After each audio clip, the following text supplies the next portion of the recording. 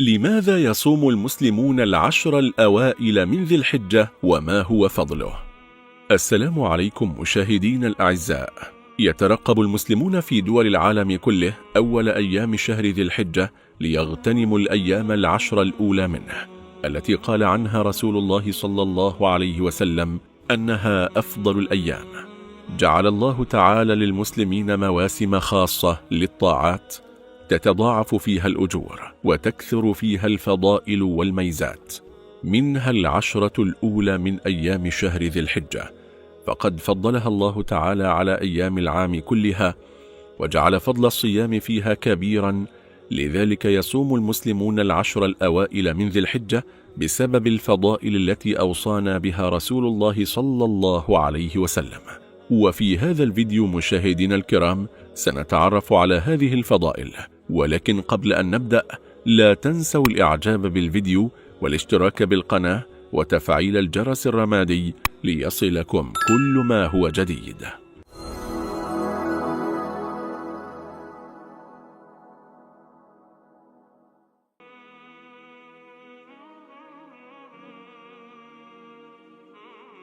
ما هو فضل صيام العشر الأوائل من ذي الحجة؟ الأيام العشر من ذي الحجة ولياليها أيام شريفة ومفضلة، يضاعف العمل فيها ويستحب فيها الاجتهاد في العبادة، وكذا زيادة الخير والعمل والبر بشتى أنواع البر، فالعمل الصالح في هذه الأيام أفضل من العمل الصالح فيما سواها من باقي أيام السنة.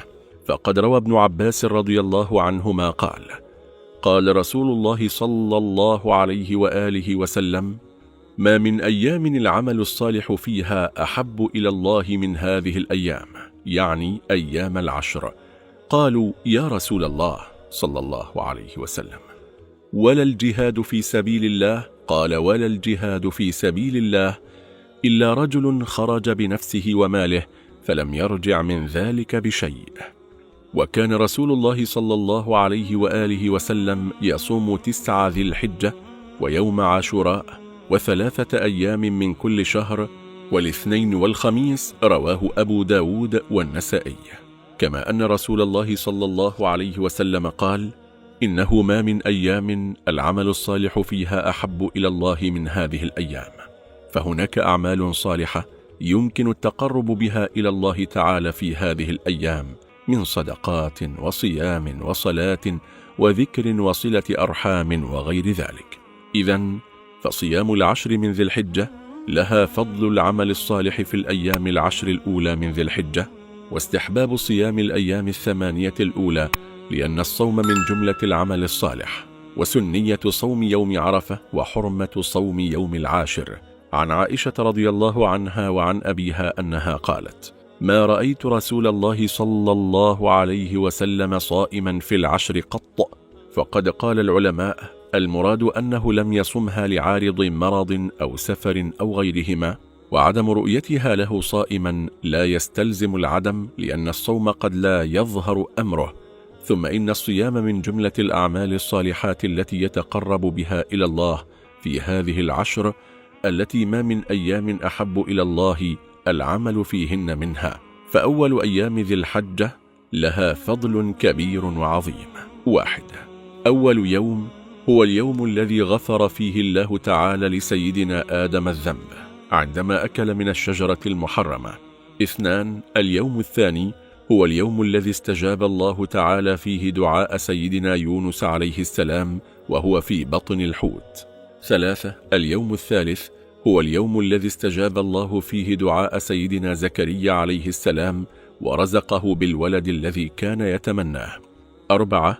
اليوم الرابع هو اليوم الذي ولد فيه سيدنا عيسى عليه السلام. 5. اليوم الخامس هو اليوم الذي ولد فيه سيدنا موسى عليه السلام. 6. اليوم السادس هو اليوم الذي فتح الله تعالى فيه لنبيه كل أبواب الخير. لماذا؟ إن هذه الأيام الثلاثة أيام الرزق وأيام الفرحة والمغفرة، فاجتهد واستزد من الخير والبركة. 7.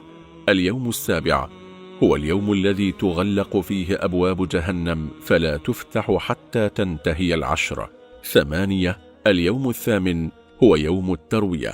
وحكم صيام هذه 8 أيام من شهر ذي الحجة مستحب. ولماذا؟